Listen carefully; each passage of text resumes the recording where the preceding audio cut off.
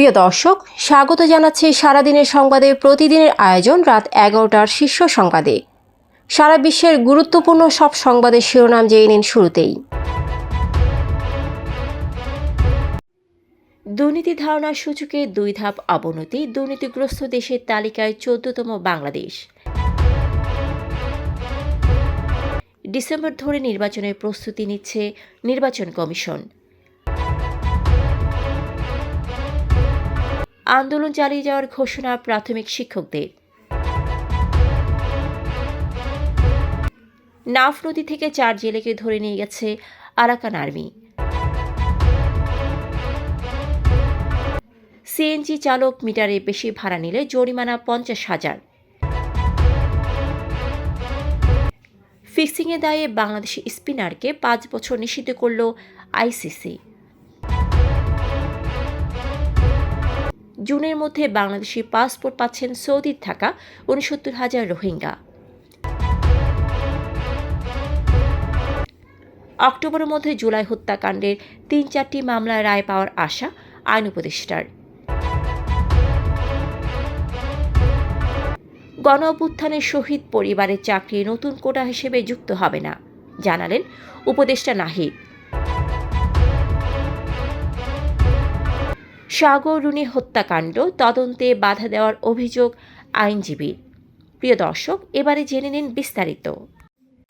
Fashion brand মানে art. 2024 সালে বিশ্বের সবচেয়ে দুর্নীতিগ্রস্ত দেশের তালিকায় বাংলাদেশের অবস্থান 14তম, যা 2023 সালে ছিল 10ম। তবে বাংলাদেশের দুর্নীতি কমেনি, বরং স্কোর কমেছে। 2023 সালে 24 স্কোর থাকলেও 2024 সালে তা কমে 23 হয়েছে। তবে অন্যান্য দেশের দুর্নীতি আরও বৃদ্ধি পাওয়ায় বাংলাদেশ 4 ধাপ এগিয়েছে। 2024 সালে ডেনমার্কে সবচেয়ে কম দুর্নীতি হয়েছে, আর দক্ষিণ সুদানের সবচেয়ে বেশি। ট্রান্সপারেন্সি ইন্টারন্যাশনাল বাংলাদেশ আজ রাজধানী ধানমন্ডিতে দুর্নীতি ধারণার সূচক 2024 প্রকাশ করেছে, যা 2021 সালের নভেম্বর থেকে 2024 সালের সেপ্টেম্বর পর্যন্ত তথ্যের ভিত্তিতে তৈরি। আগামী ডিসেম্বরে জাতীয় সংসদ নির্বাচন আয়োজনের লক্ষ্যে প্রস্তুতি নিচ্ছে নির্বাচন কমিশন। এর বাইরে এ মুহূর্তে অন্য নির্বাচনের প্রস্তুতি ইসি নিচ্ছে না। তবে সরকার চাইলে জাতীয় নির্বাচনের আগে স্থানীয় সরকার নির্বাচন আয়োজন করবে ইসি। মঙ্গলবার ইউএনডিপি সহ উন্নয়ন সহযোগী 18 দেশের রাষ্ট্রদূত ও প্রতিনিধির সঙ্গে বৈঠক করে ইসি। পরে সাংবাদিকদের এসব কথা বলেন নির্বাচন কমিশনার আবুল ফজল মোহাম্মদ সানাউল্লাহ। প্রাথমিক বিদ্যালয়ের সহকারী শিক্ষকদের দাবির বিষয়ে সচিবালয়ে আলোচনা ফলপ্রসূ হয়নি, তাই তারা কর্মসূচি চালু রাখার ঘোষণা দিয়েছেন। মঙ্গলবার শাহবাগে এই ঘোষণা দেন তারা। এদিন 6 সদস্যের প্রতিনিধি দলের সদস্য জান্নাতুল নাইম জানান, সচিব আবু তাহের মোহাম্মদ মাসুদ আলম আশ্বস্ত করেন এটি আদালতের রায়, সরকারের উপর আস্থা রাখার আহ্বান জানানো হয়। এরপর উপদেষ্টার সঙ্গে সাক্ষাৎ করে জানানো হয় 6,531 জনের মধ্যে কাউকেই বাদ দেওয়া হবে না এবং দ্রুত আইনি প্রক্রিয়া শেষ করে নিয়োগ দেওয়ার অনুরোধ জানানো হয়। কক্সবাজারের টেকনাফ উপজেলার নাফ নদীর মোহনা থেকে মিয়ানমারের সশস্ত্র বিদ্রোহী গোষ্ঠী আরাকান আর্মির সদস্যরা 4 বাংলাদেশি জেলেকে অস্ত্রের মুখে জিম্মি করে নিয়ে গেছে। মঙ্গলবার বেলা 11টার দিকে সাবরাং ইউনিয়নের শাহপরী দ্বীপের গোলার চর মোহনার কাছে নাইখংদিয়া এলাকা থেকে তাদের অপহরণ করা হয়। এ তথ্য নিশ্চিত করেছেন শাহপরী দ্বীপ কোস্টগার্ডের station commander lieutenant HM Shartaj বিন সোহরাব ও নৌকা মালিক সমিতির সভাপতি বশির আহমেদ। গ্যাস বা পেট্রোল চালিত অটোরিকশা চালকরা মিটারে নির্ধারিত ভাড়ার চেয়ে বেশি টাকা আদায় করলে তাদের বিরুদ্ধে কঠোর ব্যবস্থা নেওয়ার নির্দেশ দিয়েছে বিআরটিএ। অতিরিক্ত ভাড়া আদায়ের প্রমাণ পেলে চালককে 50,000 টাকা জরিমানা বা 6 মাসের কারাদণ্ড কিংবা উভয় দণ্ড দেওয়া হতে পারে।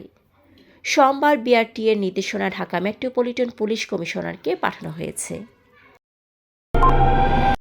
ফিক্সিংয়ের দায়ে বাংলাদেশি নারী ক্রিকেটার সোহেলি আক্তারকে 5 বছর জন্য সব ধরনের ক্রিকেট থেকে নিষিদ্ধ করেছে আইসিসি। মঙ্গলবার এক সংবাদ বিজ্ঞপ্তিতে এর শাস্তি ঘোষণা করা হয়। সোহেলি তার বিরুদ্ধে আনা অভিযোগ ও শাস্তি মেনে নিয়েছেন। তিনি আইসিসির দুর্নীতিবিরোধী 5টি ধারা ভঙ্গ করেছেন, যার মধ্যে অন্যতম হচ্ছে ম্যাচের ফল প্রভাবিত করা ও আন্তর্জাতিক ম্যাচে ইচ্ছে করে খারাপ খেলা। সৌদিতে থাকা ৬৯,০০০ রোহিঙ্গা পাচ্ছেন বাংলাদেশি পাসপোর্ট। আগামী জুন মাসের মধ্যে বিশেষ ক্যাটাগরিতে তাদের এমআরপি পাসপোর্ট দেওয়া হচ্ছে। সৌদি কর্তৃপক্ষের কাছ থেকে এরই মধ্যেই ২৫,৬৫১ জনের একটি তালিকা পাওয়া গেছে। পাসপোর্ট কার্যক্রম চলমান রাখার জন্য সরকারের কাছে অর্থ বরাদ্দও চাওয়া হয়েছে, তবে চাহিদার তুলনায় বরাদ্দ দেওয়া হয়েছে অনেক কম, ফলে সময়ের মধ্যে পাসপোর্ট দেওয়া নিয়ে শঙ্কা দেখা দিয়েছে। আইন, বিচার ও সংসদ বিষয়ক উপদেষ্টা ডক্টর আসিফ নজরুল বলেছেন, জুলাই হত্যাকাণ্ডের ৩-৪টি মামলার রায় চলতি বছরের অক্টোবরের মধ্যে পাওয়া যাবে। মঙ্গলবার সচিবালয়ে সাংবাদিকদের ব্রিফিংয়ে তিনি জানান, মামলার তদন্তে যথেষ্ট অগ্রগতি হয়েছে এবং চলতি মাসে তদন্ত শেষ হবে। এরপর বিচার কাজ শুরু করতে ৩ সপ্তাহ সময় লাগবে, যা ডিফেন্স টিমকে প্রস্তুতির জন্য দেওয়া হবে। ঈদের পর এপ্রিল মাসে সাক্ষ্য গ্রহণ পর্ব শুরু হবে। এছাড়াও আওয়ামী লীগ সরকারের আমলে হওয়া ১৬,৪২৯টি গায়েবী মামলা প্রত্যাহার করা হচ্ছে বলে জানিয়েছেন তিনি। জুলাই গণ অভ্যুত্থানে আহত বা শহীদ পরিবারের সদস্যদের চাকরি দেওয়া হলেও তা কোনো কোটাতে যুক্ত হবে না বলে জানিয়েছেন ডাক ও টেলিযোগাযোগ এবং তথ্য ও সম্প্রচার মন্ত্রণালয়ের উপদেষ্টা মোহাম্মদ নাহিদ ইসলাম। সোমবার রাতে ফেসবুক পেজে তিনি একটি স্ট্যাটাস দিয়ে বিষয়টি নিশ্চিত করেন।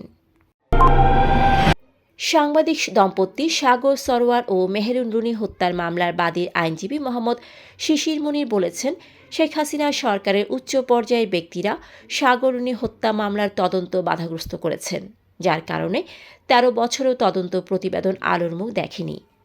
মঙ্গলবার সুপ্রিম কোর্টের অ্যানেক্স ভবনের সামনে সাংবাদিকদের কাছে তিনি একথা বলেন। এছাড়াও সাগর রুনি হত্যা মামলা পুলিশ ব্যুরো অব ইনভেস্টিগেশনে স্থানান্তরের আগের ৬ বছর কার্যত কোনো তদন্ত হয়নি। এ সময় তদন্তকারী সংস্থা র্যাব আদালতে তদন্ত প্রতিবেদন দেওয়া নিয়ে কেবল সময়ই চেয়েছে। এর আগে ৬ বছর অর্থাৎ ২০১২ থেকে ১৮ সাল পর্যন্ত র্যাবের তদন্তের ফল ছিল শূন্য। দর্শক, এতক্ষণ আমাদের সাথে থাকার জন্য ধন্যবাদ। প্রতি মুহূর্তে দেশ বিদেশের গুরুত্বপূর্ণ সব সংবাদ জানতে ভিজিট করুন www.সারাদিনেরসংবাদ.com ও চোখ রাখুন সারাদিনের সংবাদের অফিসিয়াল ফেসবুক পেজে। Fashion brand money art. Men's, ladies and kids wear art. Be smart.